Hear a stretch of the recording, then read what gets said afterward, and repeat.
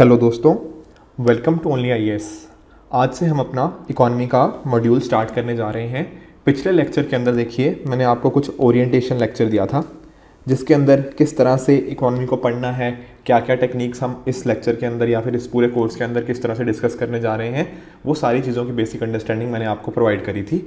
आज से हम प्रॉपरली इकॉनमी का सिलेबस हम देखने जा रहे हैं। देखो आज जो चीज़ें हम देखेंगे ना वो काफ़ी बेसिक्स होंगे इकॉनमी के, कि इकॉनमी एग्जैक्टली होती क्या है, किस तरह से बाकी चीज़ों से डिफरेंस है। जैसे माइक्रो इकोनॉमिक्स क्या होती है, मैक्रो इकोनॉमिक्स के साथ ये कैसे डिफरेंस होती है। साथ ही साथ ना कुछ ऐसी चीज़ें होंगी जो आपको ना वर्ल्ड हिस्ट्री में बहुत काम आएंगी। जैसे मैं आपको समझाता हूँ, आपने ना नाम सुना होगा कैपिटलिज्म का, ठीक है ना, सोशलिज्म सुना होगा, राइट, मिक्स्ड इकोनॉमी सुना होगा, पर आपको शायद हो सकता है इसके बारे में प्रॉपर आइडिया ना हो कि इनके बीच में एग्जैक्टली डिफरेंस क्या होता है। अब ये सारी चीज़ें ना हम वर्ल्ड हिस्ट्री में भी पढ़ेंगे, राइट। तो जब वर्ल्ड हिस्ट्री का टाइम आएगा उसके अंदर हम ये सारी चीज़ें भी तब डिस्कस करेंगे।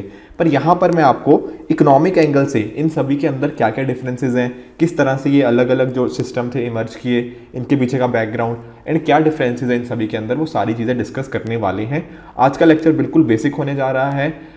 एक्चुअली है क्या कि पिछले 1-2 सालों से ज़्यादा इसके ऊपर देखो ऑलरेडी 2 क्वेश्चन तो नहीं पूछे गए, बट कहीं ना कहीं इकोनॉमी को अच्छे से समझने के लिए ना ये चैप्टर समझना बहुत ज़रूरी है कि क्या चीज़ें ये सारी होती हैं। इनफैक्ट थोड़ा टाइम पहले अगर 3-4 साल पहले बात करें तो काफ़ी इस टाइप के कुछ फैक्चुअल क्वेश्चन भी हमें देखने को मिलते थे। एंड यूपीएससी का ट्रेंड भी आप देखो 2022 से थोड़ा चेंज होने लग गया है प्रीलिम्स के कॉरस्पॉन्डिंग। तो हो सकता है आने वाले एग्जाम के अंदर थोड़ा इस टाइप के फैक्चुअल चीज़ें भी आपसे पूछ लिए जाएं। तो इसलिए इकोनॉमी की अच्छी अंडरस्टैंडिंग के लिए एज वेल एज यूपीएससी के चेंजिंग ट्रेंड्स को देखते हुए ये चैप्टर हमें समझना काफ़ी इंपॉर्टेंट है। देखो बिल्कुल बेसिक से स्टार्ट करते हैं कि इकोनॉमी क्या होती है एंड इकोनॉमिक्स क्या होती है। ज़्यादातर लोगों को लगेगा कि सर ये तो सेम ही चीज़ है, जो इकोनॉमी और इकोनॉमिक्स में क्या फ़र्क है, कुछ भी नहीं। बट ऐसा नहीं है। देखो मैं समझाने की कोशिश करता हूँ। जब मैं बात करता हूँ ना इकोनॉमिक्स की, तो बेसिकली एक सब्जेक्ट है। सब्जेक्ट किस सेंस में, ये इस सेंस में कि यहाँ पर हम बेसिक ना कॉन्सेप्ट्स को पढ़ते हैं, कि जो भी मतलब ना बेसिक स्टैटिक कॉन्सेप्ट जैसे होते हैं इकोनॉमिक्स के, कि माइक्रो इकोनॉमिक्स होती क्या है, मैक्रो इकोनॉमिक्स क्या होती है, क्या क्या चीज़ें होती हैं, मतलब बेसिकली कॉन्सेप्चुअल जो नॉलेज होती है वो इकोनॉमिक्स होती है। और जब मैं बात करता हूँ इकोनॉमी की, this is what, this is economics in action. फर्क समझना दोनों में। इकोनॉमिक्स देखो क्या हुआ, हमने चीज़ों को पढ़ा कि अच्छा यहाँ पे ये चीज़ होती है इस तरह से। जैसे फॉर एग्जांपल आपने ये चीज़ पढ़ी कि इस पर्टिकुलर बंदे ने ये पर्टिकुलर थ्योरी दी, तो वो थ्योरी जो आएगी वो इकोनॉमिक्स के अंडर आएगी। पर जब उस थ्योरी को एक तरह से कह लो अप्लाई किया जाएगा ना रियल वर्ल्ड के अंदर, आप बोलो कि अच्छा इंडियन इकोनॉमी के अंदर क्या हुआ, इंडियन इकोनॉमी की मान लो जीडीपी जो थी वो एक X% से ग्रो करी। अगर मैंने ये स्टेटमेंट बोली तो ये चीज़ इंडियन इकोनॉमी से रिलेटेड है। इकोनॉमिक्स क्या है, एक सब्जेक्ट। तो इकोनॉमिक्स ऐसा समझ सकते हो कि ये एक तरह से की थ्योरी है, और जो इकोनॉमी है ये एक तरह से इसकी एप्लीकेशन है। समझ आया दोनों चीज़ों में। तो यही यहाँ पे लिखा हुआ है कि इकोनॉमी क्या है, study of economics in action, जैसे कि इंडियन इकोनॉमी। और इकोनॉमिक्स बेसिकली एक तरह से एक हमारा सब्जेक्ट हो जाता है। देखो एक्चुअल में ना अगर मैं इकोनॉमिक्स की आपको बताऊँ, हमें काफ़ी बार लगता है कि इकोनॉमी काफ़ी टफ है, बट ऐसा नहीं है। एक्चुअल में इकोनॉमी ना आपकी डेली लाइफ के साथ, या इकोनॉमिक्स कह लो, इकोनॉमिक्स आपका डेली लाइफ के साथ बहुत लिंक करता है। कैसे, मैं समझाता हूँ। जैसे आप एक चीज़ सोचो, जैसे आप अपनी फैमिली को ही कंसिडर करो, ठीक है। आपकी फैमिली के अंदर देखो क्या होगा, आपकी फैमिली के अंदर कुछ पैसा आप इनकम अर्न कर रहे होंगे, आप, आपके मम्मी पापा, आपके भाई बहन जो भी है, ठीक है। और आपकी कुछ डिमांड्स भी होंगी। डिमांड्स जैसे कि जैसे फॉर एग्जांपल आपको हो सकता है कि आपने आईफोन लेना हो, आप चाहते हो कि एक नई गाड़ी आए आपके पास, या और नया घर आए, बड़ा घर आए, something of that other, right. तो ये होगी आपकी डिमांड, ठीक है। और ये पर्टिकुलर चीज़ें क्या होती हैं, ये पर्टिकुलर चीज़ें जिसको मैं अर्निंग बोल सकता हूँ, एक तरह से इसको मैं रिसोर्सेज मान सकता हूँ, कि कुछ होते हैं हमारे पास रिसोर्सेज एंड कुछ होती हैं हमारी डिमांड्स, नीड्स कह लो।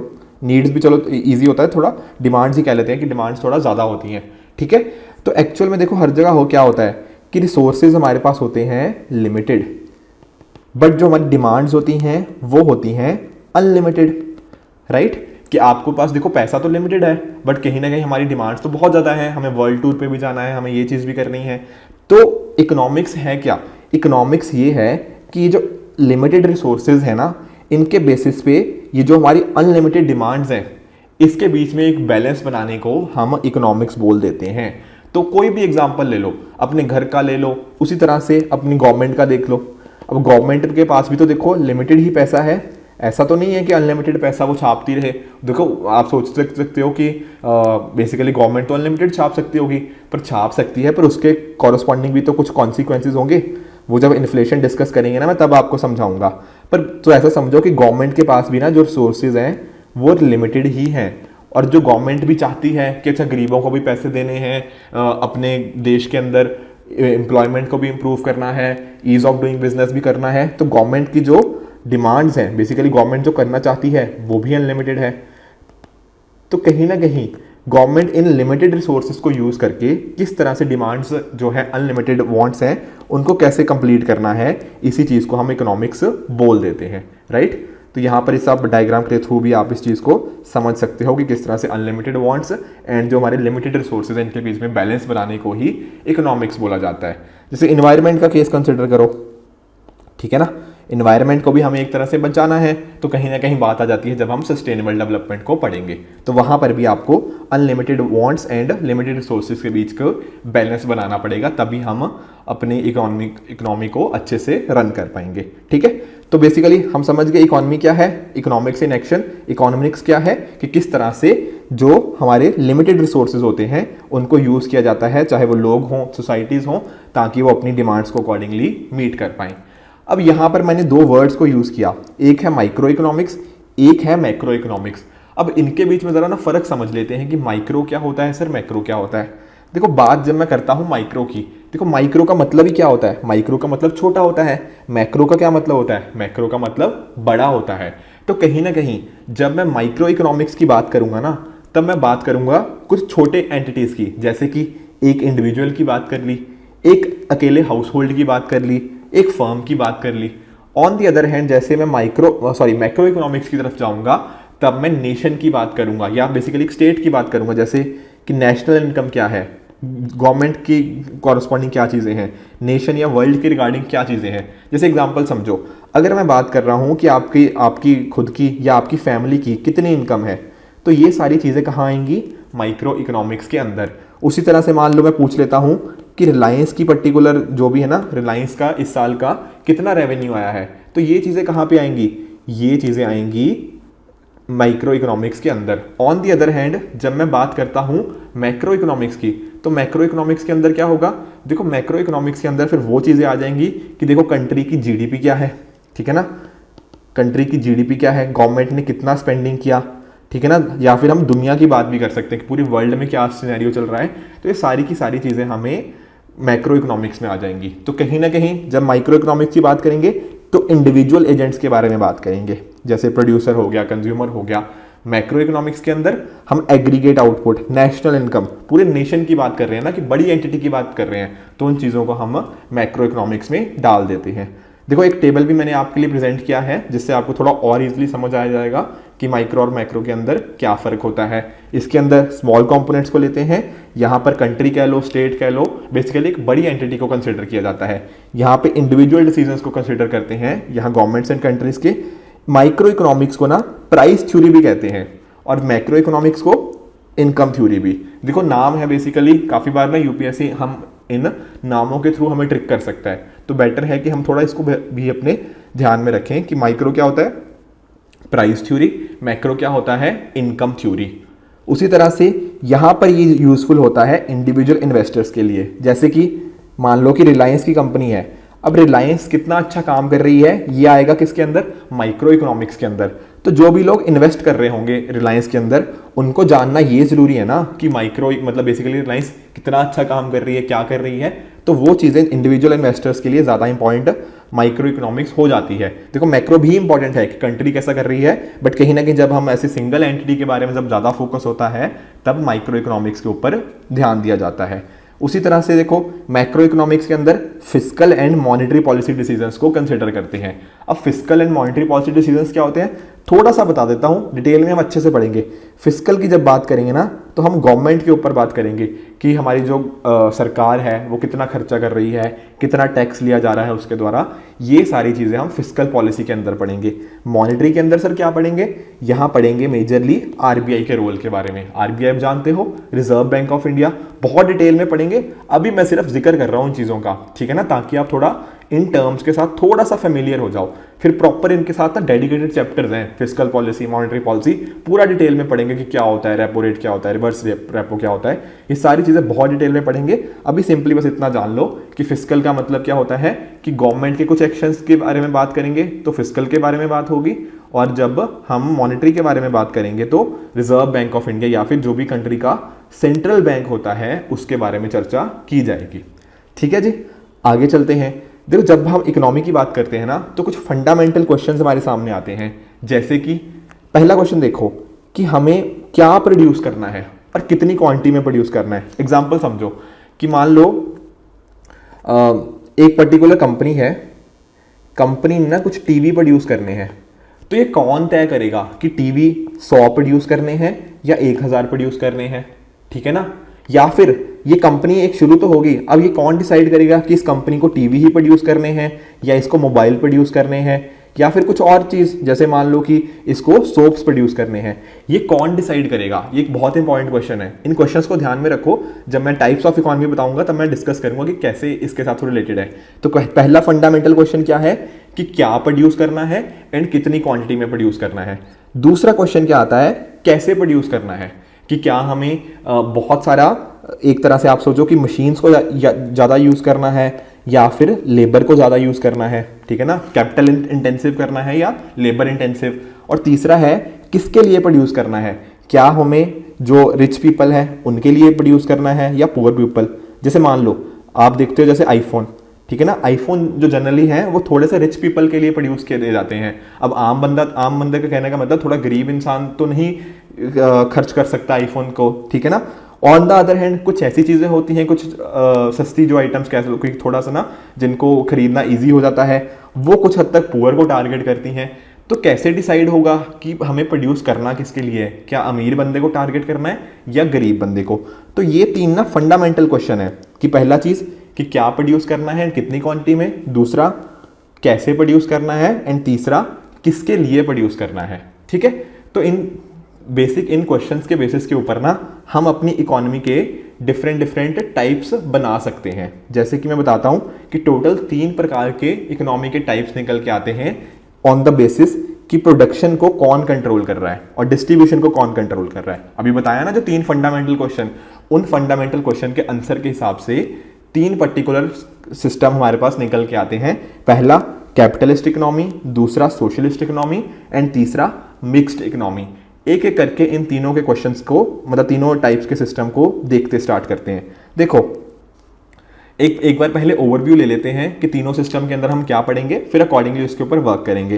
देखो जो मार्केट सिस्टम होता है ना, इसको मैं कैपिटलिस्ट सिस्टम भी बोल सकता हूँ।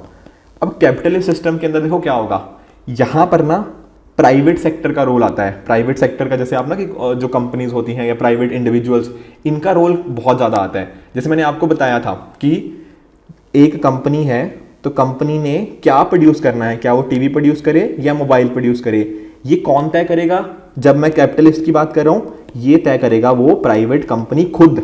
उसको कोई बाहर से गवर्नमेंट आके नहीं बोलेगी कि भैया तू ये प्रोड्यूस कर या ये मत प्रोड्यूस कर, नहीं, यहाँ पर कंपनी खुद डिसाइड करेगी कि उसको क्या प्रोड्यूस करना है। साथ ही साथ टीवी 100 बनाने हैं, 1000 बनाने हैं, ये कौन डिसाइड करेगा, ये प्राइवेट सेक्टर यानी कि वो कंपनी ही डिसाइड करेगी कि कितना प्रोड्यूस करना है, किस तरह से प्रोड्यूस करना है, क्या उसको लेबर ज़्यादा रखने हैं या कैपिटल थोड़ा मशीनरी को ज़्यादा ध्यान देना है, ये सारी चीज़ें कौन डिसाइड करेगा, ये भी कंपनी।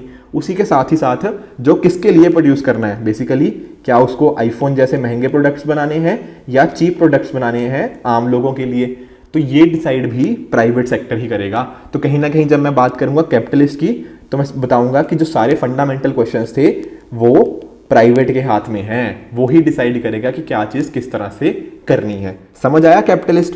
थोड़ा और डिटेल में भी जानेंगे, अभी बस ओवरव्यू ले लिया। उसी तरह से जब मैं बात करूंगा सेंट्रली प्लान्ड, देखो इसको ना मैं सोशलिस्ट भी बोल सकता हूँ, ठीक है ना, यहाँ पर क्या होता है, यहाँ पर ये सारी की सारी चीज़ें गवर्नमेंट के द्वारा डिसाइड करी जाती हैं कि क्या प्रोड्यूस करना है, कि गवर्नमेंट आपको बताए कि अच्छा नहीं आप ये चीज़ प्रोड्यूस कर सकते हो पर ये चीज़ प्रोड्यूस नहीं कर सकते। अगर आपको गवर्नमेंट ये सारी चीज़ें बता रही है ना, तो कहीं ना कहीं वो आपका सेंट्रली प्लान या सोशलिज्म के अंदर आ जाएगा कि आपको गवर्नमेंट के द्वारा इंस्ट्रक्शन दी जा रही हैं। उसी तरह से देखो, गवर्नमेंट ही आपको बताएगी कि अच्छा आप ऐसे नहीं कर सकते, या आपको यही मीन्स ऑफ प्रोडक्शन यूज़ करना है। किसके लिए प्रोड्यूस करना है, कि मान लो जो गवर्नमेंट आपको बोले कि नहीं, आपको अमीर लोगों के लिए नहीं, पुअर लोगों के लिए काम करना है, तो कहीं ना कहीं गवर्नमेंट बताएगी ये सारी चीज़ें। जब ऐसा होता है उसको हम बोल देते हैं सोशलिज्म या सेंट्रली प्लान्ड इकोनॉमी। एक ऐसी कंडीशन भी आती है जो इसके बीच में हो, बीच में मतलब मिक्स्ड।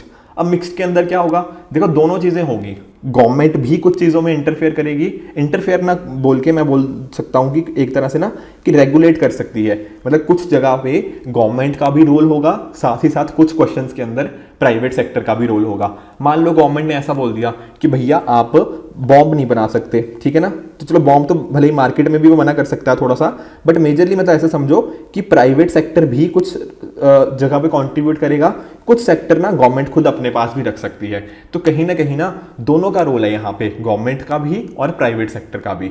तो इस चीज़ को बोल देते हैं मिक्स्ड इकोनॉमी। थोड़ा और एक बार ना अच्छे से कैपिटलिस्ट को पहले समझते हैं कि कैपिटलिस्ट का मतलब क्या है। यहाँ पे हमने देखा गवर्नमेंट का रोल मिनिमम है, मैक्सिमम रोल किसका है, मार्केट का। मार्केट मतलब प्राइवेट सेक्टर, वही डिसाइड करेगा इकोनॉमिक एक्टिविटीज को, ठीक है ना। जो भी सारी गुड्स हैं वो किसके द्वारा ओन की जाती हैं, प्राइवेट इंडिविजुअल्स एंड बिजनेसेस के द्वारा, राइट। उसी तरह से सप्लाई एंड डिमांड का मेजर रोल आता है। देखो सप्लाई एंड डिमांड हम पढ़ेंगे अच्छे से भी, बट एक बात समझो, आप सिंपली देखो सप्लाई एंड डिमांड। डिमांड का मतलब क्या होता है कि बेसिकली किस चीज़ की कितनी ज़्यादा ना मार्केट में वैल्यू है। जैसे फॉर एग्जांपल कि हम जैसे बोलते हैं ना कि अभी इस पर्टिकुलर प्रोडक्ट की डिमांड बढ़ गई, मतलब कि लोगों को ज़्यादा से ज़्यादा वो चीज़ चाहिए, उसको बोल देते हैं डिमांड। सप्लाई क्या होता है कि पीछे से सप्लाई, जैसे मान लो कि टीवी मार्केट में अगर टीवी की जो क्वांटिटी है वो अचानक से बढ़ जाए तो हम बोल देंगे ना कि टीवी की सप्लाई बढ़ चुकी है, ठीक है ना। तो देखो डिमांड क्या होती है, डिमांड आती है जो लोग खरीदते हैं, ठीक है ना। जैसे मैं और आप अगर टीवी खरीदने जाएं और टीवी की तो डिमांड बढ़ जाएगी, क्योंकि बहुत सारे लोग अगर टीवी डिमांड कर रहे हैं तो डिमांड जो होती है वो कस्टमर से बढ़ती है, ठीक है। और जो सप्लाई होती है वो कंपनीज के स्पेसिफिक होती है कि अगर कंपनी ने सोचा कि अच्छा आज हम 100 बना रहे थे, अगले हफ्ते से हम 1000 टीवी प्रोड्यूस करेंगे, तो कहीं ना कहीं उन्होंने अपनी सप्लाई को बढ़ा दिया ना। तो कहीं ना कहीं सप्लाई का मतलब होता है कंपनीज के साथ रिलेटेड और डिमांड होती है जनरली कस्टमर के साथ रिलेटेड। अब ये जो कैपिटलिस्ट इकोनॉमी हम डिस्कस कर रहे हैं ये मार्केट के साथ ओरिएंटेशन है, प्राइवेट सेक्टर का रोल आता है, ठीक है ना। और देखो प्राइवेट सेक्टर का आप एक चीज़ सोचो, प्राइवेट सेक्टर काम क्यों कर रहा है।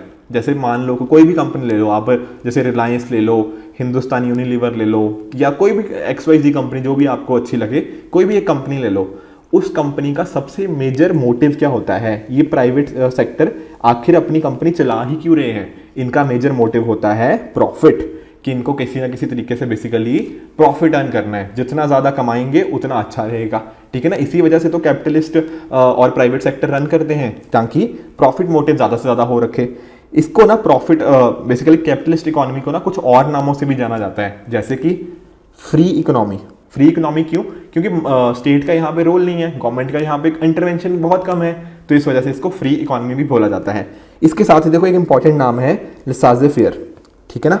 लैटिन के अंदर ये वर्ड बोला जाता है लाइसेंस फेयर। इसका मतलब भी यही होता है कि गवर्नमेंट इंटरफेयर ना करे, एक तरह की फ्री इकोनॉमी हो, कंपनीज जैसा कर रही हैं, मतलब लेट डू, मतलब ना इस तरह से कि कंपनीज जो कर रही हैं उनको करने दिया जाना चाहिए, इसको बोला जाता है लाइसेंस फेयर या फ्री इकोनॉमी, मार्केट इकोनॉमी। ये सारे एक ही नाम है, तो कल को अगर क्वेश्चन में आपको इनमें से कोई भी वर्ड दिखता है, ये सारे कैपिटलिस्ट इकोनॉमी का ही नाम होते हैं।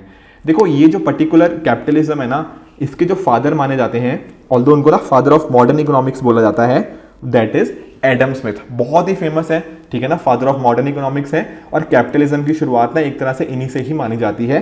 एक्चुअल में ना 1776 के अंदर इन्होंने एक बुक लिखी थी, it is a very very famous book, that is the wealth of Nations. The wealth of Nations के अंदर इन्होंने कैपिटलिज्म और इस टाइप के कॉन्सेप्ट्स की चर्चा करी। तो वहाँ पर से इनको देखो इस पर्टिकुलर बुक की इतनी ज़्यादा इंपॉर्टेंस है कि आज भी इसको बहुत जगह पे ना कोट किया जाता है। तो ये जो पर्टिकुलर एडम स्मिथ थे, ठीक है, फादर ऑफ मॉडर्न इकोनॉमिक्स, हम जानेंगे। कैपिटलिज्म के अलावा देखो फ्री मार्केट हो गया, सप्लाई डिमांड, जो सप्लाई डिमांड डिस्कस कर रहे थे ना, और भी डिस्कस करेंगे इन द कमिंग लेक्चर्स, वो पर्टिकुलर जो कॉन्सेप्ट था कहीं ना कहीं इनकी राइटिंग से ही निकल के आया है। एक इंपॉर्टेंट चीज मैं और एडम स्मिथ जी के बारे में डिस्कस करना चाहता हूं, दैट इज इनविजिबल हैंड। देखो इनविजिबल हैंड का मतलब क्या है?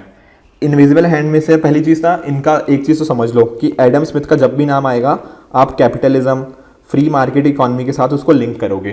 तो कहीं ना कहीं जब इनविजिबल हैंड की बात आती है ना, तो इन्होंने अपनी बुक के अंदर लिखा था कि अगर हर इंसान अपने अपने इंटरेस्ट को परस्यू करता है, वो किसी तरह से मतलब सोसाइटी के मतलब ना साथ ही साथ लिंक हो जाते हैं, ठीक है ना। एक्चुअल में मैं समझाता हूँ एक्चुअल में है क्या। जैसे फॉर एग्जांपल सप्लाई डिमांड के साथ ही मैं लिंक करके बताता हूँ। एक चीज़ सोचना कि मान लो कि अभी डिमांड है टीवी की बहुत ज़्यादा, बट अभी सप्लाई टीवी की है नहीं, ठीक है ना। सप्लाई टीवी की अभी है नहीं, बट डिमांड बहुत ज़्यादा है। अब एक कोई भी XYZ कंपनी होगी, ठीक है ना, उसने ये चीज़ नोटिस कर लेगा, वो ये चीज़ प्राइवेट सेक्टर ये चीज़ नोटिस करेगा कि भैया टीवी की डिमांड तो बहुत ज़्यादा है बट सप्लाई नहीं है, तो ये जो पर्टिकुलर कंपनी है ना, ये टीवी की प्रोडक्शन में लग जाएगी। क्यों? क्योंकि इसको एक चीज़ पता लग रही है कि डिमांड ज़्यादा है, और डिमांड ज़्यादा है ना टीवी की, तो कहीं ना कहीं उसका प्राइस भी ज़्यादा ले सकते हैं, ठीक है ना। सोचो ऐसा कि बहुत सारे लोग हैं जो टीवी लेना चाहते हैं बट मार्केट में टीवी है नहीं, तो क्या होगा? टीवी का प्राइस बढ़ जाएगा ना, क्योंकि बहुत ज़्यादा लोग हैं और लेने वाले बहुत ज़्यादा लोग हैं, पर टीवी सेल करने वाले कम हैं, तो टीवी का प्राइस बढ़ जाएगा।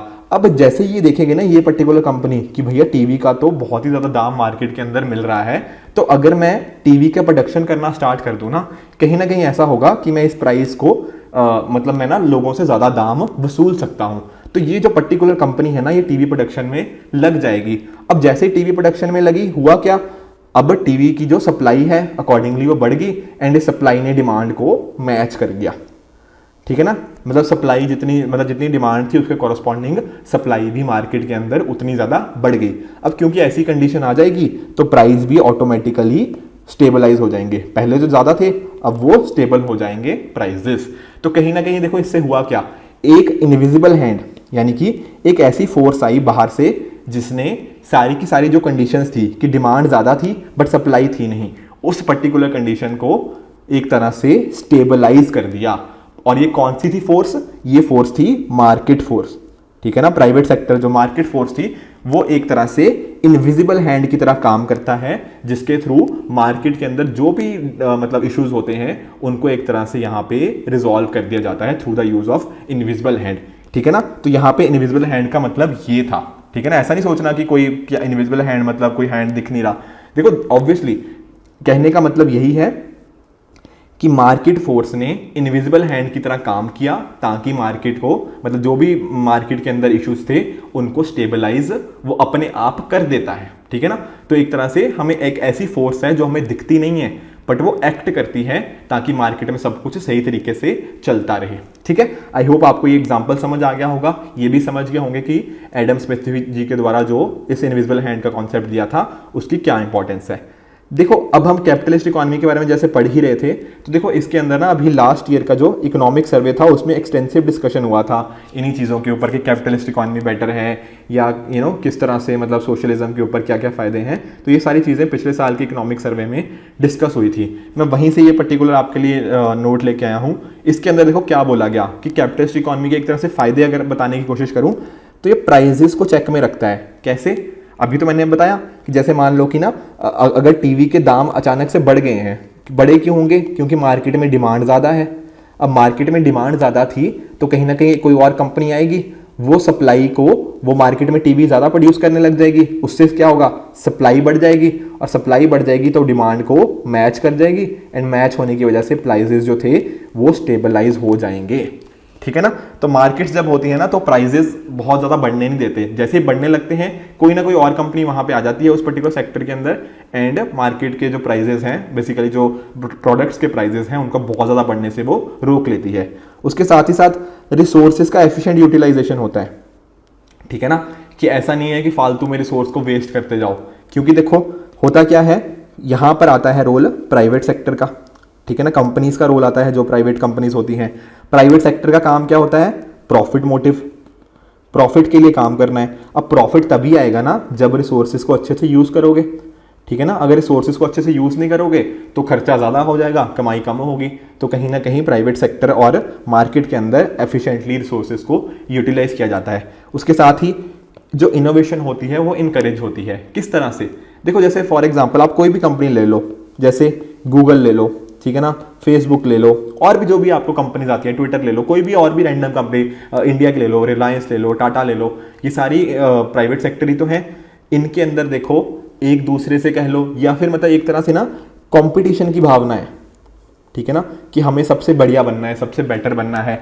जैसे फॉर एग्जांपल टाटा का हमेशा रहता है कि हमें वर्ल्ड की बेस्ट गाड़ियां लोगों को डिलीवर करनी है, ठीक है ना। तो उससे क्या हुआ, जब वो चाहते हैं अपने आप को और इम्प्रूव करना, अपने आप को और बेस्ट बनाना, तो कहीं ना कहीं वहां पे आएगा इनोवेशन।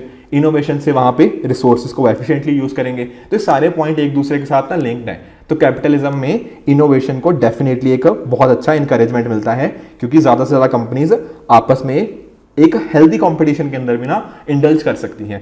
उसके साथ ही देखो कंज्यूमर की चॉइसेस बढ़ती हैं। अब आप भी सोच लो कि जैसे आपको ना कोई, मान लो कि कुछ पीना हो, आपको कोई ड्रिंक लेनी हो, तो आपके पास कितने सारे ऑप्शन हैं। आप कोल्ड ड्रिंक पी सकते हो, आपके पास चाय है, कॉफ़ी है, नए नए वेरिएंट्स आते जा रहे हैं, कोल्ड कॉफ़ी, कोल्ड टी, ठीक है ना। बहुत सारे मतलब ड्रिंक्स के अंदर ही वेरिएशन है। आजकल तो इनफैक्ट नींबू पानी भी डिफरेंट फॉर्म्स में अवेलेबल है, पाउडर फॉर्म में, पैकेट फॉर्म में, ना जाने कौन कौन सी फॉर्म में। तो कहीं ना कहीं क्या होता है, कंज्यूमर की जिस प्रकार की चॉइसेस होती हैं उस हिसाब से मार्केट के अंदर जो कंपनीज है ना वो नए नए प्रोडक्ट्स लेके आती रहती हैं ताकि वो मार्केट का और हिस्सा ले पाए। इससे होता क्या है, कंज्यूमर को बेनिफिट होता है। मैं आपको ना थोड़ा सा पहले बताता हूँ एक चीज़ ना। आपने 1991 का सुना है कि एलपीजी रिफॉर्म्स हुए इंडिया में, लिबरलाइजेशन, प्राइवेटाइजेशन, ग्लोबलाइजेशन। हुआ क्या कि 1991 से पहले की अगर बात करें ना तो गवर्नमेंट का रोल बहुत ज़्यादा था इंडिया में, ठीक है ना। उस टाइम गवर्नमेंट आपको बताया करती थी कि क्या चीज़ प्रोड्यूस करनी है, क्या चीज़ प्रोड्यूस नहीं करनी, कैसे प्रोड्यूस करनी है। ये सारी चीज़ें ज़्यादातर ना बहुत सारा गवर्नमेंट का हस्तक्षेप था इन चीज़ों में। बट 1991 के बाद एलपीजी रिफॉर्म्स हुए। एलपीजी रिफॉर्म्स के बाद ना प्राइवेट सेक्टर का रोल बढ़ गया, ठीक है ना। और जैसे ही प्राइवेट सेक्टर का रोल बढ़ा तो देखो कितनी सारी नई नई चीज़ें आने लगी। जैसे फॉर एग्जाम्पल ना 1991 से पहले सोचो, शायद ना सिर्फ एम्बेसडर गाड़ियाँ होती थी या कुछ और गाड़ियाँ ही होती थी इंडिया में, बहुत ही कम।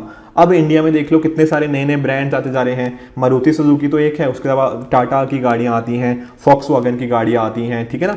तो नए नए प्रोडक्ट्स इंडिया में आ चुके हैं और उसकी वजह से इंडिया के कंज्यूमर्स को कितना बेनिफिट हुआ है। अब हमारा जो मन करे वो चीज़ हम खरीद सकते हैं, जिस प्रकार की गाड़ी खरीदनी हो वो गाड़ी खरीदें, कैसा खाना खाना है, ठीक है ना, Indian, north Indian, south Indian, Chinese, French, US, जो भी आपको खाना खाना हो किसी भी टाइप का आपको मिल सकता है। क्यों?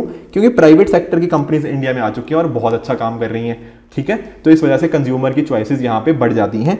इस चीज़ को ना कंज्यूमर सॉवरेनिटी भी बोलते हैं, ठीक है ना। जैसे फॉर एग्जांपल आप देखो, अब मैकडी के अंदर ना क्या खाना है वो भी आपको आपके हिसाब से है। जैसे इंडिया के अंदर आपको मैकालू टिक्की मिल जाती है, ठीक है।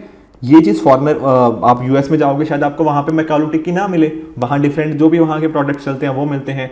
तो इंडिया के कंज्यूमर के हिसाब से ना उस कंपनी ने अपने प्रोडक्ट्स को कस्टमाइज कर दिया है। तो इस वजह से कंज्यूमर की चॉइसेस बहुत ज़्यादा बढ़ चुकी हैं। उसके साथ ही वेल्थ क्रिएशन, ठीक है ना।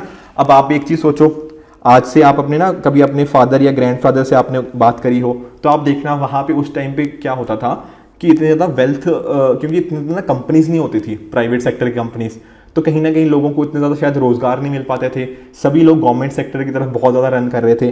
बट आज के टाइम पे क्या है, आज के टाइम पे आपके पास ना डिफरेंट कंपनीज़ हैं, आप उनमें काम करते हो। आप जितनी भी ना एमएनसी जो होती हैं, ठीक है ना, एमएनसीज में जब आप काम करते हो कहीं ना कहीं वेल्थ क्रिएशन भी वहाँ पे अकॉर्डिंगली होता है। साथ ही साथ लोगों का वेलफेयर भी इसके अंदर इंश्योर होता है, ठीक है ना।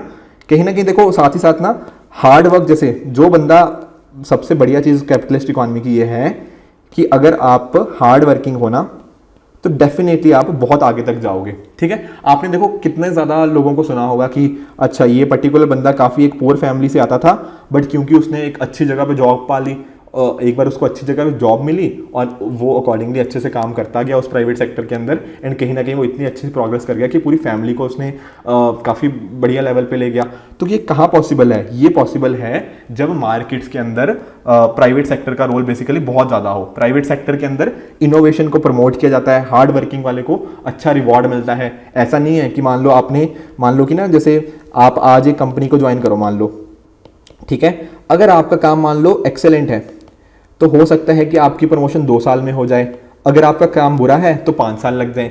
बट पहले क्या होता था? पहले ये था कि फिक्स था, मान लो गवर्नमेंट के अंदर कुछ सेक्टर्स के अंदर कि अच्छा अगर आप 5 साल काम करोगे तभी आपको प्रमोशन मिलेगी, ठीक है, उससे पहले कोई चांस ही नहीं है।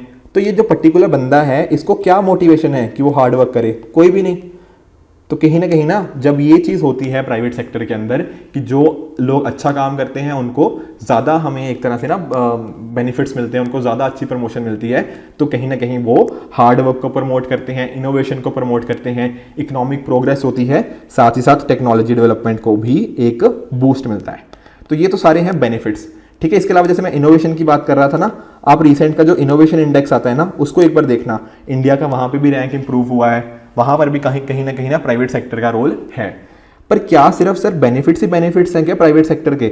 जी नहीं, प्राइवेट सेक्टर के ना कैपिटलिस्ट इकोनॉमी के बेसिकली कुछ नुकसान भी है, और वो नुकसान क्या है कि वो कुछ चीज़ें नहीं कर सकती, जैसे कि पब्लिक गुड्स, ठीक है ना। पब्लिक गुड्स देखो, कुछ ऐसी गुड्स होती हैं जो कि लोगों को बहुत ज़्यादा ज़रूरत होती हैं। जैसे मैं आपको एक एग्जाम्पल से समझाता हूँ कि मान लो हॉस्पिटल्स, ठीक है, कुछ स्कूल्स। अब अगर आप मेरी एक बात समझने की कोशिश करना, एक मान लो एक पुअर पर्सन है, ठीक है ना, कुछ ज़्यादा इनकम नहीं है इस पर्टिकुलर पर्सन की, तो कहीं ना कहीं अगर उसको अपना बच्चे का इलाज करना हो, कोई अपने घर में किसी का इलाज करवाना हो, तो क्या वो एक प्राइवेट हॉस्पिटल में जा पाएगा? ऑब्वियस सी बात है, वो नहीं जा पाएगा, क्योंकि वहाँ पे देखो इतनी ज़्यादा फीस उसको पे करनी पड़ेगी, वहाँ पे उसका खर्चा ही लाखों में चला जाएगा। तो कहीं ना कहीं पुअर पर्सन ये चीज़ अफोर्ड नहीं कर सकता। उसी तरह से देखो प्राइवेट सेक्टर्स के जो स्कूल होते हैं वहाँ पर भी बहुत ज़्यादा बच्चों की फीस होती है, राइट। तो कहीं ना कहीं ये चीज़ें मार्केट प्रोवाइड नहीं कर सकता। प्राइवेट सेक्टर के अगर देखो गुड्स होती हैं, उनका काम क्या होता है? प्रॉफिट मोटिव, सिर्फ और सिर्फ वो प्रॉफिट कमाना, मतलब मेजर उसका एम होता है। तो कहीं ना कहीं ये जो इंपॉर्टेंट चीज़ें हैं, जो पब्लिक गुड्स हैं, जो इंपॉर्टेंट है पब्लिक के लिए, वो कम दामों के ऊपर प्राइवेट सेक्टर नहीं प्रोवाइड कर सकता। ये इसका मेजर इशू है। साथ ही साथ देखो मोनोपोली पावर का अब्यूज़, देखो कई बार ऐसा हो सकता है कि कोई पर्टिकुलर कंपनी बहुत बड़ी बन जाए और फिर वो बाकियों को, छोटी कंपनीज को एक्सप्लॉइट करे। ये पर्टिकुलर चीज़ भी मार्केट्स के अंदर एक इशू रहता है। उसी तरह से देखो कुछ एक्सटर्नैलिटीज़ का भी हम बाद में जिक्र करेंगे अच्छे से। जैसे मान लो कि एक पर्टिकुलर कंपनी है, तो वो पर्टिकुलर कंपनी किसी चीज़ का प्रोडक्शन कर रही है, पर क्या उसने इन्वायरमेंट को ध्यान में रखा? हो सकता है कि वो अपना प्रॉफिट तो बहुत बढ़ा रही है, पर उसने इन्वायरमेंट को बिल्कुल निगलेक्ट कर दिया, और निगलेक्ट करने की वजह से इन्वायरमेंट की बहुत ही ज़्यादा डिग्रेडेशन होगी। कहीं ना कहीं ये सारी चीज़ें मार्केट्स के अंदर इशू रहता है। इंफॉर्मेशन असिमेट्री, कि किसी पर्टिकुलर कंपनी, बड़ी कंपनी के पास मान लो ज़्यादा इन्फॉर्मेशन है और वो उस इन्फॉर्मेशन का मिस यूटिलाइज कर सकती है, राइट। उसके साथ ही देखो वेल्थ को इक्विटेबली, अब होता क्या है, कैपिटलिस्ट में एक चीज़ बोली जाती है कि जो एक रिच पर्सन है ना, कैपिटलिस्ट सिस्टम उसको और अमीर बना देता है, और जो कुछ पुअर पीपल होते हैं उनको और पुअर कर देता है। तो कहीं ना कहीं जो इनइक्वालिटीज़ होती हैं ना, वो यहाँ पे बहुत इम्पैक्ट करती हैं, मतलब इन कैपिटलिस्ट इकोनॉमी। साथ ही साथ एथिकल प्रैक्टिसेस भी ज़रूरी नहीं है कि कंपनीज एथिकल प्रैक्टिसेस ही करें अपना प्रॉफिट को बनाने के लिए। तो ये सारे कुछ इश्यूज़ हैं। अगर ना थोड़ा मैं आपको ना इनइक्वालिटी के रिगार्डिंग और बताऊँ, तो एक बहुत ही फेमस ऑर्गेनाइजेशन है, दैट इज़ ऑक्सफैम। इनके द्वारा इनइक्वालिटी रिपोर्ट निकाली जाती है। अब ये जो पिछले साल की 2021 की इनइक्वालिटी रिपोर्ट थी ना, वहाँ पे देखो कुछ डेटा है, जैसे फॉर एग्जांपल कि जो टॉप 10% इंडियन पॉपुलेशन है ना, उनके पास नियरली देश की 77% वेल्थ है। कि जो टॉप 10% अमीर है ना, उनके पास 77% पूरे देश की वेल्थ है। और उसके साथ ही देखो साथ साथ कुछ और भी डेटा आप इसके अंदर ना देख सकते हो कि कितने, जैसे इंडिया में कितने बिलियनियर्स हैं, उनके पास कितना ज़्यादा पैसा है, और जो बाकी इंडिया में बहुत गरीब लोग हैं उनके पास कितना कम पैसा है, ठीक है ना। देखो एक्चुअल में हम वैसे कैपिटलिज्म की बात कर रहे हैं, मैं जब मिक्स्ड इकोनॉमी बनाऊंगा तब भी आपको इंडिया के बारे में थोड़ा और डिस्कस करूंगा, बट सेम चीज़ देखो यूएस में भी ना यही चीज़ है, कुछ ऐसे लोग हैं जो बहुत ज़्यादा अमीर हैं, कुछ ऐसे लोग हैं जो बहुत ज़्यादा गरीब भी हैं वहाँ पे। तो कहीं ना कहीं कैपिटलिज्म का ना ये एक मेजर इम्पैक्ट है कि यहाँ पे इनइक्वालिटी बहुत ज़्यादा रहती है लोगों के बीच में। ठीक है, तो ये सारी चीज़ें थी हमने जो कैपिटलिज्म के बारे में पढ़ी। अब दूसरी चीज़ क्या है, वो है सोशलिस्ट इकोनॉमी। इनके बीच में फिर से आखिर में ना मैं आपको फिर से इनके बीच में थोड़ा सा रिलेशन डिस्कस करूंगा, पर अभी एक एक करके बस हम इसको ना जान लेते हैं। देखो कैपिटलिज्म में क्या था, प्राइवेट सेक्टर के अंदर कंट्रोल था। सोशलिस्ट के अंदर क्या है, गवर्नमेंट सेक्टर के अंदर कंट्रोल है कि क्या किस टाइप की जो इंडस्ट्रीज हैं उनको ओन एंड कंट्रोल किसके द्वारा किया जाता है, गवर्नमेंट के द्वारा। देखो काफ़ी सारे नाम हैं सोशलिज्म इकोनॉमी के, जैसे कि प्लान्ड इकोनॉमी इसको बोल सकते हैं, कमांड इकोनॉमी बोल सकते हैं, सेंट्रलाइज्ड इकोनॉमी भी इसको बोलते हैं, या नॉन मार्केट इकोनॉमी। तो ये सारे के सारे जो नाम है ना, ये सोशलिस्ट इकोनॉमी के ही नाम है। उसी तरह से देखो जब हमने कैपिटलिस्ट इकोनॉमी की बात करी थी, यहाँ क्या डिस्कस किया था, इनका काम क्या है, इनका मोटिव क्या है, प्रॉफिट ओरिएंटेशन इनका मोटिव है। पर जब सोशलिस्ट के अंदर देखो कौन आ जाता है, गवर्नमेंट। अब गवर्नमेंट का सबसे इंपॉर्टेंट काम क्या है, वो है सोशल वेलफेयर। ठीक है ना, कि लोगों की ज़िंदगी को बेहतर बनाना, ये एक मेजर ऑब्जेक्टिव होता है सोशलिस्ट इकोनॉमीज़ का। तो यहाँ पे इसके अंदर जब भी हम सोशलिज्म की बात करेंगे, सोशलिस्ट इकोनॉमी की बात करेंगे, तब हम डिस्कस करेंगे कि वहाँ पे गवर्नमेंट का रोल है। तो जो जो सारी चीज़ें हमने कैपिटलिज्म में पढ़ी ना, कि वो जो चीज़ें प्राइवेट सेक्टर करता था, आप सेम चीज़ अज्यूम कर लो कि सेम चीज़ गवर्नमेंट करती है, बस यही दोनों के अंदर डिफरेंस है। ठीक है जी। और उसके साथ ही देखो जैसे कि कैपिटलिज्म में हमने किसका नाम पढ़ा था, वहाँ पढ़ा था नाम हमने एडम स्मिथ जी का। यहाँ पर सोशलिज्म के साथ या सोशलिस्ट इकोनॉमी के साथ जो नाम जिक्र होता है वो होता है कार्ल मार्क्स का। देखो काफ़ी सारे ना, जैसे अगर आपको जैसे सोशोलॉजी ऑप्शनल अगर आपने लिया है, ठीक है ना, उसके अंदर आप कार्ल मार्क्स को डेफिनेटली पढ़ोगे। कुछ और ऑप्शनल्स के अंदर भी कार्ल मार्क्स का जिक्र आता है। तो कहीं ना कहीं देखो ये जो सोशलिस्ट इकोनॉमी का आइडिया है, ये कार्ल मार्क्स के डिफरेंट वर्क्स जैसे कि इकोनॉमिक क्रिटिक या मतलब ना इसके कम्युनिस्ट मैनिफेस्टो, इस टाइप के कुछ बुक्स थी उनकी या उनके वर्क्स थे, वहाँ पर इस पर्टिकुलर सोशलिस्ट इकोनॉमी का वहाँ से जन्म हुआ। उसके अलावा देखो आपने वर्ल्ड हिस्ट्री अगर नहीं पढ़ी तो आप पढ़ोगे रशियन रेवोल्यूशन के बारे में।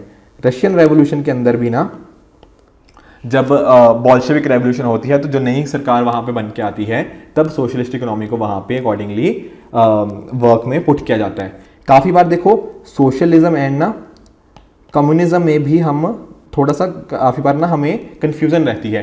पर देखो होता क्या है, सोशलिज्म की जब मैं बात करता हूँ ना, तो वहाँ पर होती है collective ownership of means of production, कि जो भी मीन्स ऑफ प्रोडक्शन है ना उनकी कलेक्टिव ओनरशिप होनी चाहिए, और यहाँ पे स्टेट का एक लार्ज रोल होता है।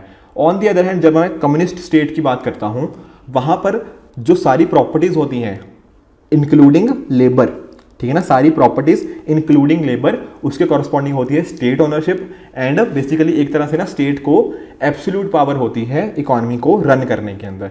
ठीक है, तो ये सारी चीज़ें थी सोशलिस्ट इकोनॉमी की जो भी हमने पढ़नी थी। देखो सोशलिस्ट इकोनॉमी के आप बेनिफिट्स भी जान के होंगे कि जैसे इसका एक तरह से काम क्या है, लोगों की सोशल ऑब्जेक्टिव है ना, प्रॉफिट मोटिव नहीं है, सोशल वेलफेयर एक तरह से इसका ऑब्जेक्टिव है। तो कहीं ना कहीं लोगों की लाइफ में ये थोड़ा बेटर उनको बना सकती है। ये इस टाइप के मतलब ना डिफरेंट चीज़ें इसके अंदर सोशलिस्ट इकोनॉमी के बेनिफिट्स आप समझ सकते हो। बट ये बेनिफिट्स तो हमने समझ लिए कि किस तरह से ये सोशल वेलफेयर को प्रमोट करती है, सेंट्रलाइज्ड प्लानिंग के थ्रू हम प्रॉपर वे में अच्छे से प्लानिंग भी कर सकती है गवर्नमेंट। ये तो हो गए बेनिफिट्स, पर कुछ इसके इश्यूज भी हैं, जैसे कि देखो इनएफिशिएंसी। होता क्या है, अगर लोगों को पता है कि अच्छा ये चीज़ बस ऐसे ही होगी, ठीक है ना, तो कहीं ना कहीं वहाँ पे इनोवेशन का स्कोप बहुत कम होता है। लोगों के पास कोई हार्ड वर्क करने के लिए ना कोई रीज़न नहीं रहता। ठीक है, जैसे कि मान लो अगर मैं आपको बोलूँ कि आप काम करो 10 घंटे और आपका दोस्त काम करे या कोई भी और पर्सन काम करे 2 घंटे, आपको अगर पता हो कि 10 घंटे काम करने के बाद भी मुझे जो रिवॉर्ड मिलेगा और जो इस बंदे को रिवॉर्ड मिलेगा, मान लो अगर मैं ऐसा बोल दूं कि दोनों को रिवॉर्ड सेम मिलेगा, तो कहीं ना कहीं आप जो 10 घंटे काम कर रहे हो, आप सोचोगे कि यार मैं क्यों 10 घंटे काम करूं। ठीक है ना, आप भी फिर इस तरह से हो जाओगे कि मुझे नहीं ज़्यादा काम करना, क्योंकि जब मुझे मेरे हार्डवर्क के कॉरस्पॉन्डिंग मुझे रिवॉर्ड मिल ही नहीं पा रहा, तो क्या पॉइंट है मुझे ज़्यादा हार्डवर्क करने का। तो कहीं ना कहीं उससे इनएफिशिएंसी सिस्टम के अंदर आ जाती है। स्टेट के पास देखो बहुत ज़्यादा कंट्रोल हो जाता है, तो कहीं ना कहीं concentration of power in few hands भी यहाँ पे पॉसिबल है। उसके साथ देखो रेड टेपिज्म, लाल फीताशाही इसको हिंदी में बोलते हैं, रेड टेपिज्म को। देखो क्या होता है कि जब गवर्नमेंट का कंट्रोल बहुत ज़्यादा हो जाए, ठीक है, तो काफ़ी बार ना एक तरह से जिसको बोलते हैं ना कि हम एक लूप होल में फंस जाते हैं, ठीक है ना, कि हमें ना जैसे मान लो कोई काम कराना हो, कोई लाइसेंस बनवाना हो, जैसे लाइसेंस राज के बारे में आपने सुना ना, कि मान लो आपने कोई लाइसेंस किसी चीज़ का आपको चाहिए हो, तो आपको गवर्नमेंट ऑफिस के इतने ज़्यादा धक्के खाने पड़ते हैं, आपको किसी को एक तरह से करप्शन की फीस भी देनी पड़ती है, तो आपका जो ईज ऑफ डूइंग बिजनेस है ना वो बहुत ही कई बार ना खराब हो जाता है रेड टेपिज्म की वजह से, क्योंकि आपको अगर हर चीज़ के लिए आपको गवर्नमेंट की परमिशन लेनी पड़ती है, तो उस वजह से रेड टेपिज्म की वजह से भी इकोनॉमी को काफ़ी इम्पैक्ट आ सकता है। साथ ही साथ देखो कंज्यूमर चॉइसेस रिस्ट्रिक्ट हो जाती हैं, जैसे दूसरे केस में हमने पढ़ा था ना कैपिटलिज्म में कि कंज्यूमर के पास बहुत सारी चॉइसेस आती हैं, यहाँ पर चॉइसेस रिस्ट्रिक्ट हो गई हैं क्योंकि गवर्नमेंट डिसाइड कर रही है कि क्या प्रोड्यूस करना है, कैसे प्रोड्यूस करना है, कंज्यूमर के हिसाब से यहाँ पे प्रोडक्शन शायद नहीं हो रही। उसके साथ ही हार्ड वर्क को डिस्करेजमेंट, वो पॉइंट हम डिस्कस कर चुके हैं, राइट। आगे चलते हैं, देखो मिक्स्ड इकोनॉमी के बारे में। देखो हमने सोशलिस्ट पढ़ लिया, कैपिटलिस्ट इकोनॉमी पढ़ लिया। मिक्स्ड इकोनॉमी के अंदर क्या होगा, दोनों चीज़ों का एक तरह से ना कॉम्बिनेशन आ जाता है, जहां कुछ डिसीजन प्राइवेट सेक्टर के द्वारा लिए जाते हैं, कुछ पब्लिक सेक्टर के द्वारा, एंड दोनों के बेनिफिट्स अडॉप्ट करने के बारे में ना एक तरह से बात करी जाती है। थोड़ा सा ना मैं अगर आपको बताने की कोशिश करूं, देखो चलो यही डिस्कस कर लेते हैं कि थोड़ा सा अगर मैं आपके साथ चर्चा करूं तो एक्चुअल में देखो क्या था, ये देखो 1929 का एक ना टाइम था। एक्चुअल में 1929 से पहले ना जो एडम स्मिथ का कॉन्सेप्ट था, क्या कॉन्सेप्ट था, कैपिटलिज्म का, फ्री मार्केट का, इनविजिबल हैंड का, ये पर्टिकुलर कॉन्सेप्ट काफ़ी ज़्यादा पॉपुलर था। बट 1929 के अंदर क्या हुआ ग्रेट डिप्रेशन, ठीक है ना। बेसिकली एक बहुत ही भयंकर रिसेशन आ गया, लोगों की जॉब्स जाने लगी, लोग अनएम्प्लॉयड हो गए, लोगों के हाथ में पैसा नहीं था, ठीक है ना। बहुत सारे मतलब इकोनॉमी में इश्यूज आ गए, देश जो थे बहुत गरीब होने लग गए, बहुत ही वर्ल्ड वाइड पे इसका इम्पैक्ट देखने को मिला 1929 ग्रेट डिप्रेशन के अंदर। अब हुआ क्या, अगर एडम स्मिथ बिल्कुल सही होते ना तो कहीं ना कहीं इस टाइप की चीज़ होती ही ना, क्योंकि इनविजिबल हैंड के थ्रू सारी चीज़ें एक दूसरे को स्टेबलाइज कर देती। बट ऐसा नहीं हुआ, तो काफ़ी क्वेश्चन उठने लगे कि एडम स्मिथ की जो थ्योरी है वो गलत है, ठीक है। तो मतलब बेसिकली उस टाइम पे ऐसा होने लग गया। तो उस टाइम पे देखो एक और इकोनॉमिस्ट है जॉन मेनार्ड कीन्स, इन्होंने क्या बोला कि हमें देखो बिल्कुल ये जो काम कर रहे हैं ना, कि बोल रहे हैं कि बिल्कुल ही गवर्नमेंट की इंटरवेंशन हटा दो, ये बिल्कुल गलत है। अगर हमें डिप्रेशन से निकलना है ना तो गवर्नमेंट की स्ट्रॉन्ग इंटरवेंशन की ज़रूरत पड़ेगी, ठीक है ना, कि इकोनॉमी को वहाँ से बाहर लेके आना है। अगर डिप्रेशन के हिसाब से लोगों को जो अनएम्प्लॉयमेंट हो रखे हैं उनको एम्प्लॉयमेंट प्रोवाइड करनी है, तो वहाँ पे गवर्नमेंट का रोल बहुत इंपॉर्टेंट हो जाता है। ये पॉइंट था जॉन मेनार्ड कीन्स का। इसी वजह से जॉन मेनार्ड कीन्स ना एक तरह से जो मैक्रो इकोनॉमिक्स वाला कॉन्सेप्ट है ना, स्टार्टिंग में हमने डिस्कस किया ना माइक्रो और मैक्रो का, तो जो मैक्रो इकोनॉमिक्स का कॉन्सेप्ट है उसके एक तरह से फादर भी जॉन मेनार्ड कीन्स को बोला जाता है। इनकी एक बहुत इंपॉर्टेंट बुक है, आप इस बुक को भी नोट कर सकते हो, the general theory of employment interest and money. I repeat, the general theory of employment interest and money. ये particular book John Maynard Keynes के द्वारा थी। यहाँ पर इन्होंने स्ट्रॉन्ग गवर्नमेंट इंटरवेंशन को सपोर्ट किया, ठीक है ना। तो ये सारी चीज़ें अकॉर्डिंगली जॉन मेनार्ड कीन्स के द्वारा ही डिस्कस करी गई थी। तो 1929 के बाद ना थोड़ा सा जो कंट्रीज थी वो कैपिटलिज्म से थोड़ा सा शिफ्ट होकर आप मान सकते हो कि मिक्स्ड इकोनॉमी की तरफ जाने लगी, जहाँ पे प्राइवेट सेक्टर का भी और पब्लिक ओनरशिप का भी रोल आने लग गया। देखो आपने एक एग्जांपल समझो, कोविड-19, ठीक है, 2020 की स्टार्टिंग मार्च के आसपास हमें देखने को मिला, ठीक है। उस टाइम देखो प्राइवेट सेक्टर के पास ज़्यादा पैसा नहीं था, मार्केट में लोगों की जॉब्स जा रही थी, काफ़ी सारे इश्यूज आ रहे थे, लोगों के हाथ में पैसा नहीं था। तब गवर्नमेंट ने क्या किया, चाहे आप इंडियन गवर्नमेंट देख लो या वर्ल्ड की वेरियस गवर्नमेंट्स देखो, इसको लड़ने के लिए गवर्नमेंट्स ने क्या किया, इन्होंने की बहुत सारी स्पेंडिंग, बहुत सारे खर्चे किए, नई नई कुछ स्कीम्स भी आई कि सर लोगों के हाथ में किसी तरह से पैसा दिया जाए, किस तरह से लोगों की डिमांड को जनरेट किया जा पाए। ये सारी चीज़ें क्या हैं, ये सारी चीज़ें जॉन मेनार्ड कीन्स ने ही तो बोला है कि अगर डिप्रेशन से बाहर आना है ना तो स्ट्रॉन्ग गवर्नमेंट इंटरवेंशन की ज़रूरत होती है। तो बेसिकली जब गवर्नमेंट्स फिस्कल स्टिमुलस प्रोवाइड करती हैं, ठीक है ना। ये टेक्निकल टर्म है थोड़ा, अगर आपने नहीं पढ़ा पहले, हम आने वाले लेक्चर्स के अंदर डिस्कस करेंगे जब फिस्कल पॉलिसी पढ़ेंगे। तो फिस्कल स्टिमुलस मतलब एक तरह से ना गवर्नमेंट के द्वारा खर्चा बढ़ा देना और टैक्सेस को कम कर देना भी उसको इंक्लूड कर सकते हैं। तो ये सारी चीज़ें जब गवर्नमेंट करती हैं, ये कहीं ना कहीं हमारी जॉन मेनार्ड कीन्स के उससे ही इस पर्टिकुलर लॉजिक से ही आती हैं कि हमें डिप्रेशन से अगर बाहर निकलना है तो स्ट्रॉन्ग गवर्नमेंट इंटरवेंशन होना चाहिए, राइट। ये बुक भी आप ध्यान रखिएगा। और क्या है मिक्स्ड इकोनॉमी के अंदर, देखो मिक्स्ड इकोनॉमी के अंदर भी ना थोड़ा सा केयरफुली चलना पड़ता है। कैसे? क्योंकि इसके अंदर ना कोऑर्डिनेशन बड़ा जरूरी है। कैसे कि प्राइवेट सेक्टर है, अब प्राइवेट सेक्टर का भी रोल है, पब्लिक सेक्टर यानी कि गवर्नमेंट का भी रोल है, ठीक है ना। तो दोनों को ना एक तरह से काफ़ी चीज़ों के अंदर कोऑर्डिनेशन बनाना जरूरी है। काफ़ी सारी कंट्रीज़ के अंदर ऐसा देखा गया है कि जब कोऑर्डिनेशन नहीं होता ना तो वहाँ पर मिक्स्ड इकोनॉमी का मॉडल भी फेल कर जाता है।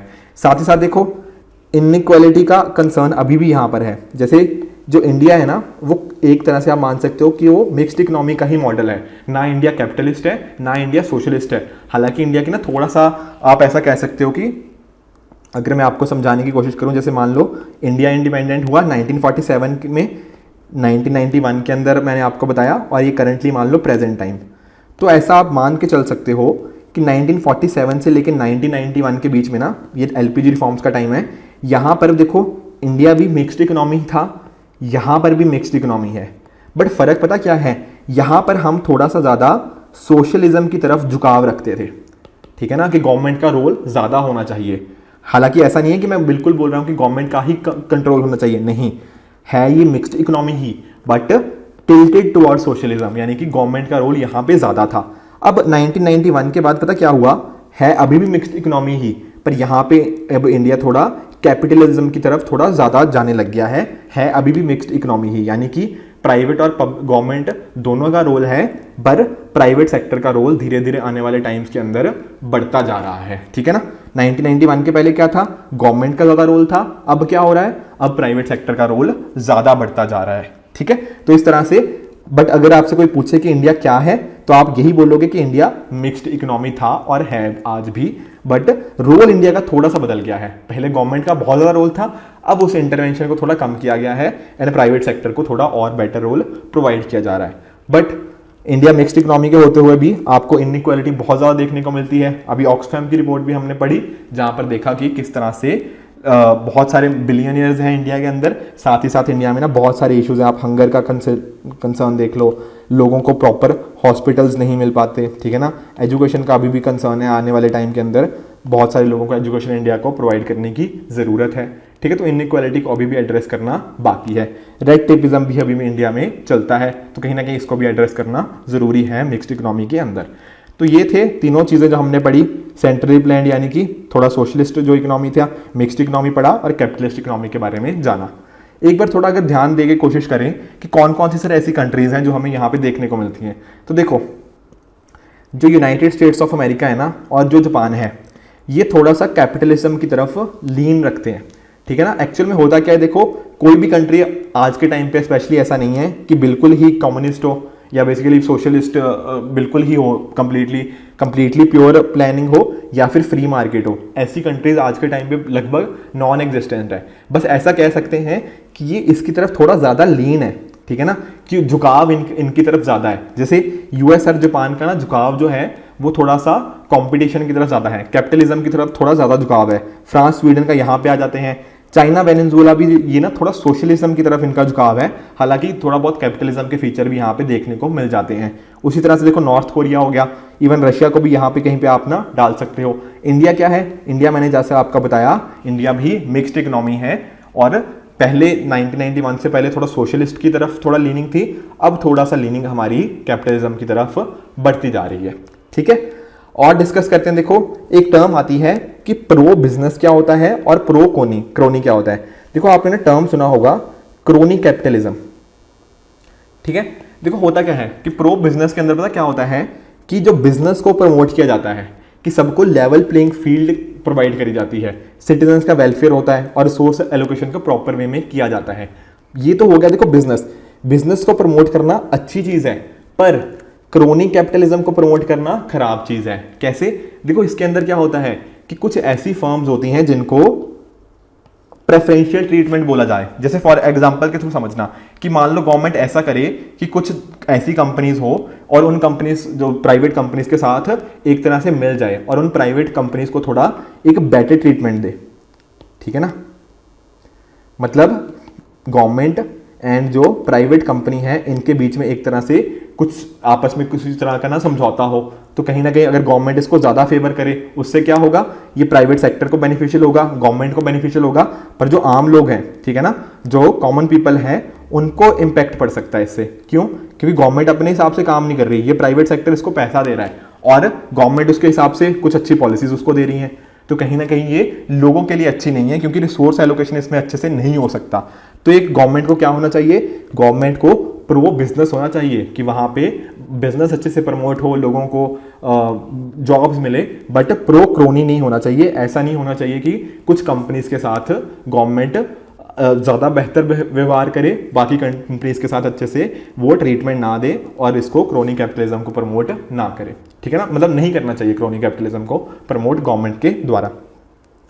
ये हो गया प्रो बिजनेस और प्रो क्रोनी के बीच के फर्क। उसी के साथ देखो एक चीज़ होती है दैट इज वेलफेयर स्टेट। अब वेलफेयर स्टेट ना नाम से ही क्लियर है, ये पर्टिकुलर जो वेलफेयर स्टेट है ना, ये इक्वालिटी के प्रिंसिपल पे बेस्ड है, ठीक है।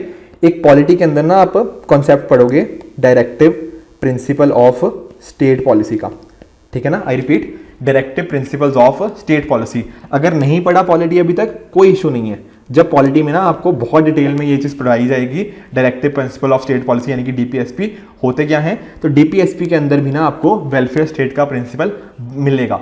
इसके अंदर देखो गवर्नमेंट का क्या रोल होता है कि वहाँ के जो सिटीजन्स हैं, वहाँ के जो आम लोग हैं, उनकी वेलबींग को प्रमोट किया जाए, ठीक है ना, उनकी ईज ऑफ लिविंग उनकी इंप्रूव करी जाए, यानी कि लोगों के हाथ में, मतलब लोगों को थोड़ा बेहतर एक जिंदगी प्रोवाइड करने की यहाँ पे बात करी जाती है इन वेलफेयर स्टेट। गवर्नमेंट का एम ये होता है कि वहाँ के लोगों की अच्छे से वो सेवा कर पाए, वहाँ के लोग किस तरह से एक बेहतर जिंदगी जी पाएँ।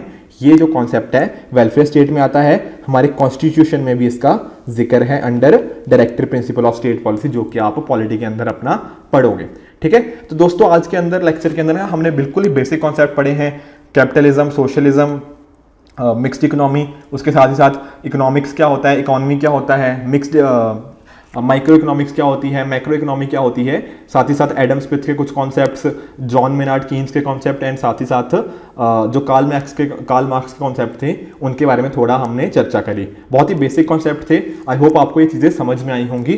कुछ एक दो क्वेश्चन ना मैं आपके लिए, सिंपल से क्वेश्चन है बहुत ही, एक बार आपको ना जस्ट एक बार चेक करने के लिए कि क्या आप जो चीज़ें पढ़ी हैं आप उनको एक तरह से रिविज मतलब ना क्या आप उनको रिकॉल कर पाते हो या आप उनको अप्लाई कर पाते हो या नहीं, उसको चेक करने के लिए मैं 2 क्वेश्चन आपके लिए लेके आया हूँ। आप क्या कर सकते हो, वीडियो एक बार पॉज करो और कोशिश करो इसका आंसर देने की कि क्या इसका आंसर होना चाहिए। जो क्वेश्चन क्या पूछ रहा है, who among the following gave the concept of invisible hand.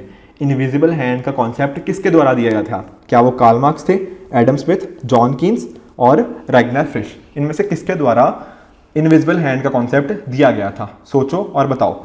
देखो बहुत ही सिंपल है। इनविजिबल हैंड का जब हमने जिक्र किया था तो मैंने आपको बताया भी था कि इनविजिबल हैंड के अंदर किस तरह से चीज़ें स्टेबलाइज हो जाती हैं। एक इनविजिबल तरह की एक मार्केट फोर्स होती है, ठीक है ना। और जैसे ही मार्केट फोर्स का पता चला आपने आंसर दे दिया क्या? Option number B, Adam Smith is the correct answer, right. अगर कुछ कन्फ्यूजन है तो एक बार जाके चैप्टर को देख लेना, बहुत अच्छे से समझाया गया है, आपको इजीली समझ भी आ जाएगा। अगला क्वेश्चन देख लेते हैं। यहाँ पे देखो क्या पूछ रहा है, which of the following forms of intervention can be considered as state intervention as given by John Keynes.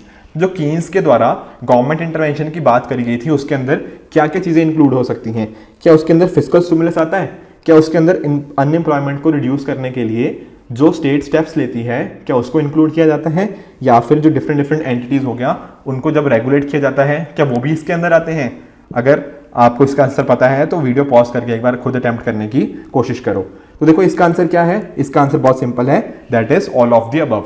देखो कीन्स ने यही तो बोला था कि जब भी मतलब ना गवर्नमेंट का रोल होना चाहिए। क्यों? क्योंकि देखो जैसे डिप्रेशन आता है, कोविड-19 का भी हमने जिक्र किया था, किस तरह से फिस्कल स्टिमुलस की फॉर्म में या और भी जो मेजर्स लिए गए थे उनके द्वारा स्टेट ने इंटरवीन किया एंड इंश्योर किया कि एक अपने सिटीजन्स को वो बेटर एक तरह से ना लाइफ दे पाए, राइट। तो ये सारी चीज़ें कीन्स के अंदर सारी की सारी चीज़ें इंक्लूड हो जाती हैं। राइट फ्रेंड्स, तो आई होप आपको ये लेक्चर समझ में आया होगा। आने वाले लेक्चर्स के अंदर हम थोड़ा और डिटेल में जाएंगे, साथ ही साथ ना अगले लेक्चर से मैं आपको प्रीवियस ईयर क्वेश्चंस भी साथ में स्टार्ट करवा दूंगा, ताकि आप यूपीएससी का जो चेंजिंग ट्रेंड्स है ना उसके हिसाब से अपने आप को अलाइन कर पाओ कि किस तरह से नए नए क्वेश्चन आ रहे हैं, किस टाइप के क्वेश्चन यूपीएससी ने ऑलरेडी हमसे पूछ रखे हैं, क्या चीज़ें उनसे सीख सकते हैं। ये आने वाले लेक्चर्स में हम अकॉर्डिंगली डिस्कस करते रहेंगे। ठीक है फ्रेंड्स, सो इसी तरह से आप भी अपने एंड पे हार्ड वर्क करते रहिए। This it for this video, keep working hard, good bye and good luck.